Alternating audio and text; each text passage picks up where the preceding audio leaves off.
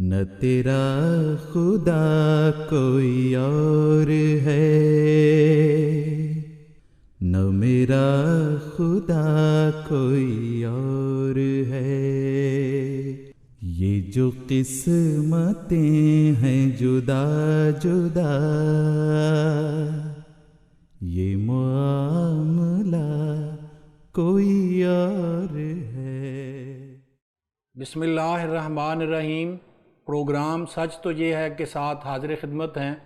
آج ہمارے ساتھ شریک گفتگو ہیں مکرم و محترم مجیب الرحمان صاحب ایڈوکیٹ، آپ پاکستان کے معروف قانون دان ہیں، اور مکرم و محترم سلیم الدین صاحب، آپ جماعت احمدیہ پاکستان کے ترجمان ہیں۔ ناظرین، آج کل پاکستان میں 25 جولائی کے الیکشن کا شروع ہوا ہے، اور اسی حوالے سے ہمارا آج کا پروگرام ہے۔ قبل اس کے کہ میں اپنے فاضل دوستوں کو اظہار رائے کی دعوت دوں، میں ناظرین کو تاریخ کے جھروکوں میں مختصراً لے کر جانا چاہتا ہوں۔ ناظرین، تحریک پاکستان میں 1945 کے الیکشن ایک اہم سنگ میل کی حیثیت رکھتے ہیں، جس میں اس وقت کے مولوی بقور اخبار انقلاب کے کانگریس کے صدائے ہوئے پرندے قائد اعظم کو کافر اعظم اور پاکستان کو پلیدستان قرار دے رہے تھے، لیکن قائد اعظم بانی پاکستان اس وقت تمام مسلمانوں کی طرح جماعت احمدیہ کو بھی یہ باقاعدہ اپیل کر رہے تھے کہ آپ 1945 کے ہونے والے الیکشن، جو کہ ہمارے لیے آزمائش کا درجہ رکھتے ہیں، یہ قائد اعظم کے الفاظ ہیں، اس میں مسلم لیگ کو ووٹ دیں، تاکہ یہ ثابت ہو جائے کہ مسلم لیگ ہی مسلمانوں کی واحد نمائندہ جماعت ہے۔ چنانچہ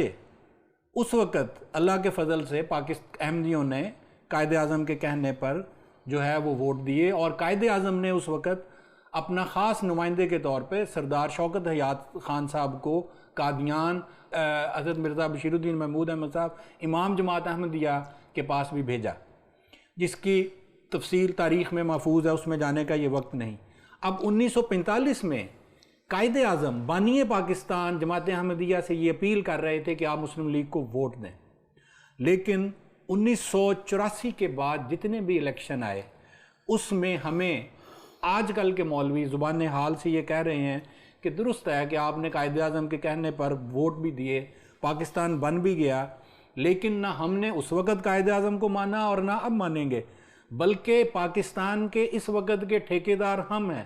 اگر ووٹ دینا ہے تو پہلے اپنے ضمیر کا سودا کرو، اپنا تعلق محمد مصطفیٰ صلی اللہ علیہ وسلم سے توڑو، خود کو غیر مسلم تسلیم کرو۔ ہم تو آپ کو غیر مسلم کہتے ہیں، لیکن تسلیم بھی کرو، تب ہم آپ کو ووٹ ڈالنے دیں گے۔ تو ہم مجیب الرحمان صاحب سے پوچھتے ہیں کہ مجیب الرحمان صاحب، دنیا کی جمہوری ممالک میں پاکستان کے ساتھ بھی جمہوری کا لفظ لگا ہوا ہے،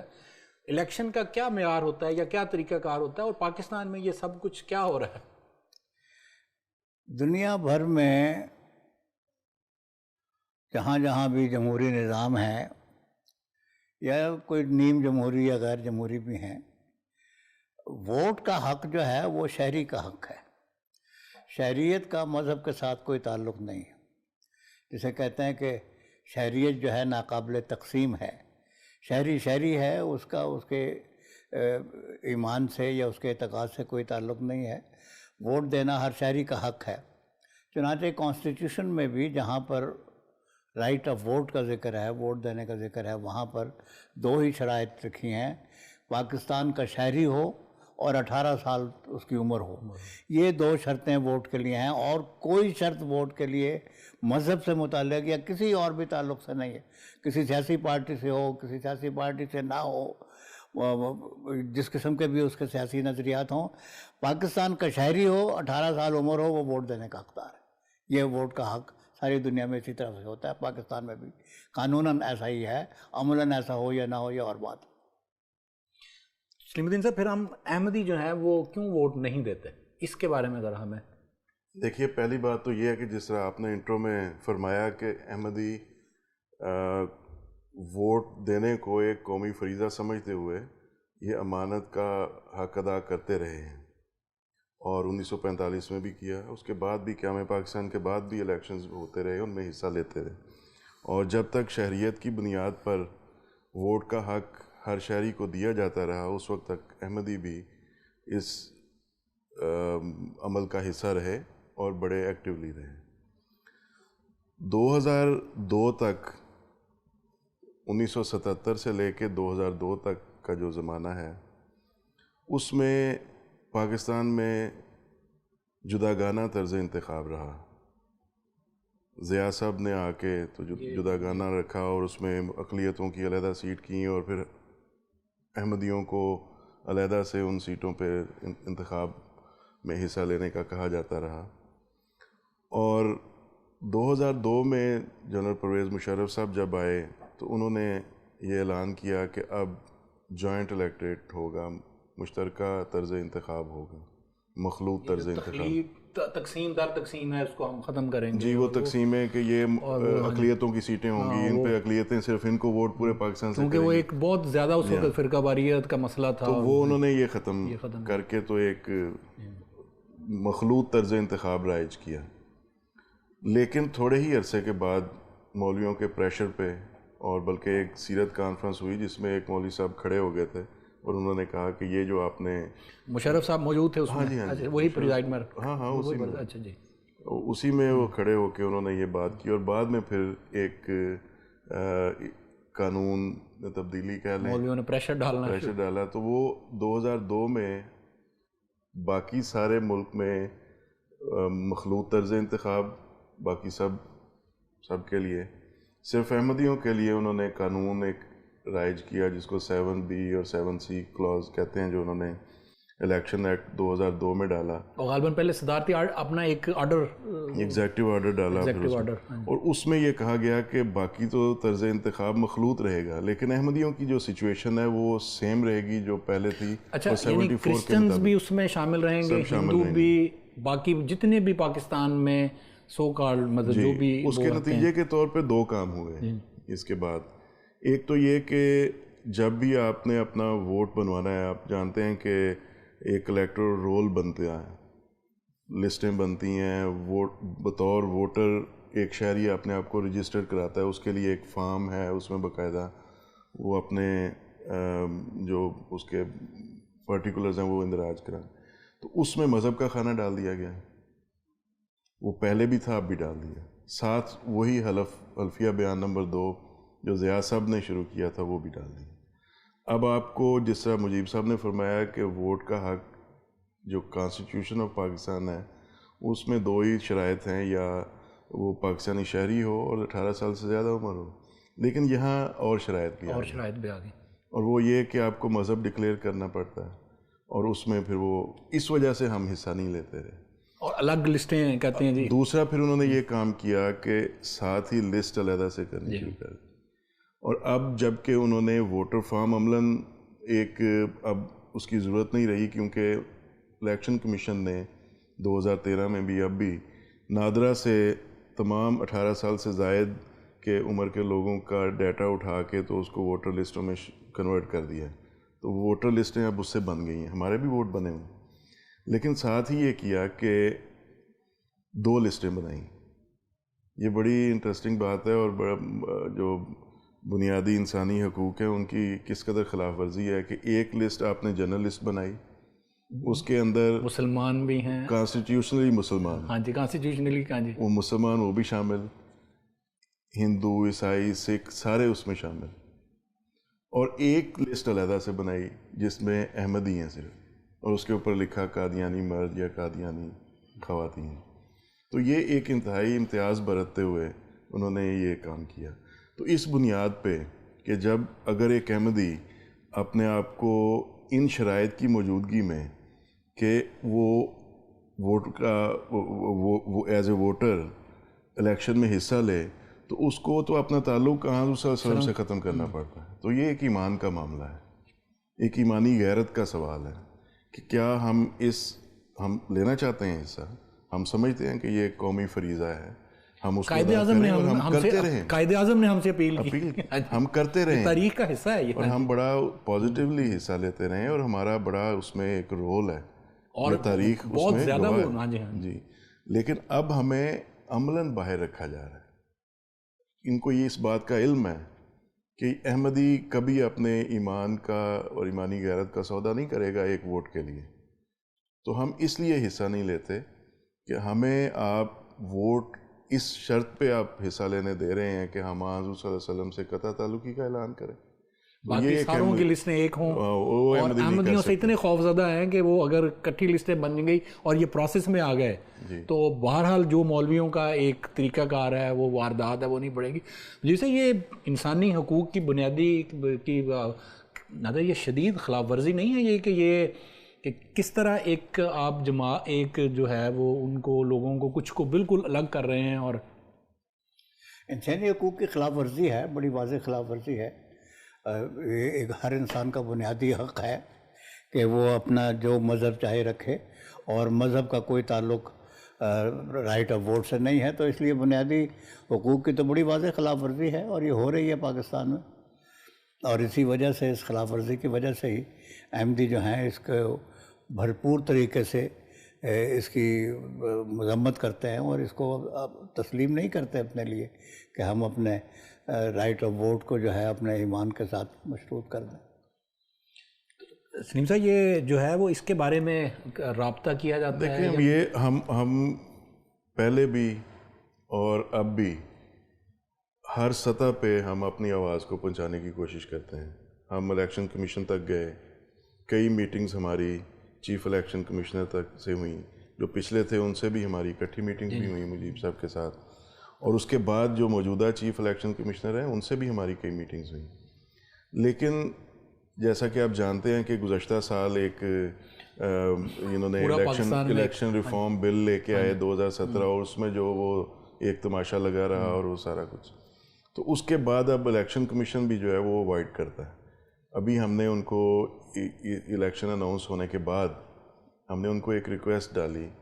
کہ آپ چیف صاحب کو کہ آپ ہمیں ملاقات کا ٹائم دیں تاکہ ہم اپنے جو ہمارے تحفظات ہیں، آخر آپ ایک کمیونٹی کو آپ نے باہر رکھا ہوا ہے الیکشن پروسیس سے، تو آپ کس طرح اس کو فری اینڈ فیئر الیکشن قرار دے سکتے ہیں جب آپ ایک ڈسکرمنیشن کر رہے ہیں اور مذہب کی بنیاد پہ ووٹ کاسٹ کروا رہے ہیں. تو ہمیں ہمارے جو تحفظات ہیں اور ان کو، اور الیکشن ریفارم بل آیا اس میں سارا ہمارے حوالے سے ذکر، لیکن ہمیں کہیں نہیں کسی نے نہ بلایا، نہ ہمارے کسی نے کوئی رائے نہیں لی، کوئی تحفظ. تو اس کے لیے ہم نے ریکویسٹ ڈالی، تو ان کا جو جواب آیا وہ بڑا انٹرسٹنگ ہے، وہ میرے پاس موجود ہے. ہم نے اس میں لکھا تھا کہ ہمیں یہ معاملات ہیں جن کی وجہ سے ہم سمجھتے ہیں کہ ہماری ایک ملاقات ہونی چاہیے، میٹنگ ہونی چاہیے تاکہ ہم اپنے وہ تحفظات رکھ سکیں. تو انہوں نے اس کا جواب جو دیا اس میں ملاقات کا تو کوئی ذکر نہیں کیا. انہوں نے صرف اتنا لکھا ہے کہ I am directed to refer to your application on the subject above and to say that the competent authority has directed that it is a matter of following law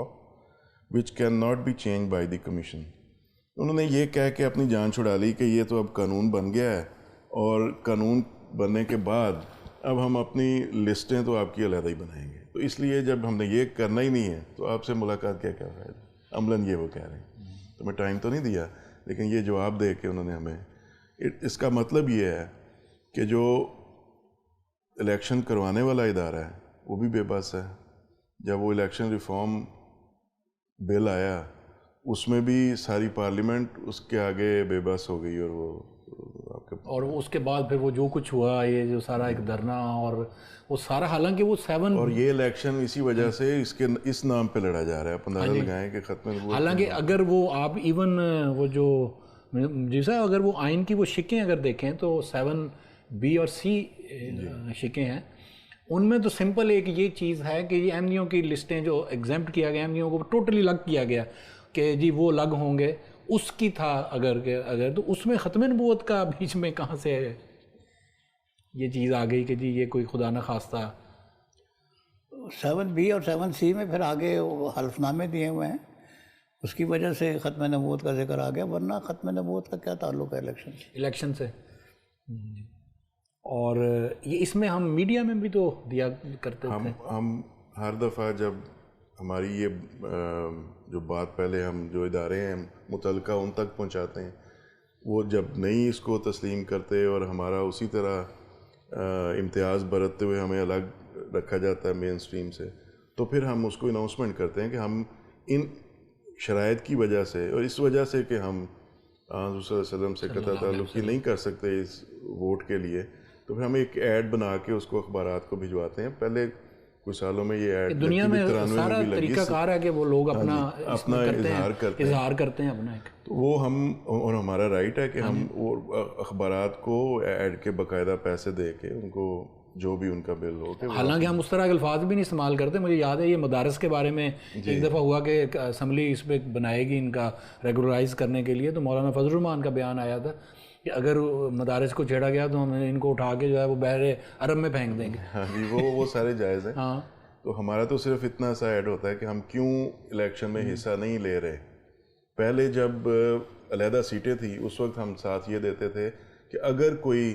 ہماری اس اعلان کے بعد بھی اگر کوئی اس پہ الیکشن لڑتا ہے ان سیٹوں پہ